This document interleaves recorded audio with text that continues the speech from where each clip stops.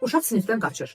Hər kəsi dərsini bölür, fikirləri yayındırır. Burada valideyn çarəsiz, müəllim isə dərsini keçə bilmir. Direktor isə valideynləri uşağı məktəbdən çıxartmaqla qorxudur.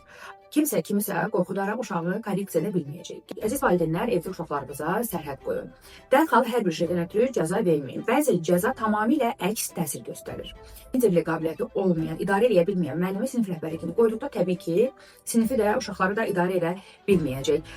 Üçüncü məsələ isə uşaqların prefrontal korteksi 3 yaşından etibarən formalaşmağa başlayır və bu deməkdir ki, uşaqlar ana bətnindən konflikt həll etməyə meyilli deyillər və biz məktəb yaşlı uşaqlara biraz adaptasiya olmağa şərait yaratmalıyıq, vaxt verməliyik. İlk gündən valideynlərə zəng edərək valideynləri psixoloji gərginləşdirirsiniz, həyəcan verirsiniz və bu cür halda valideyn nə edəcəyini bilmir. Təbii ki, uşaqla ananın, atanın da emosional vəziyyəti gəlir.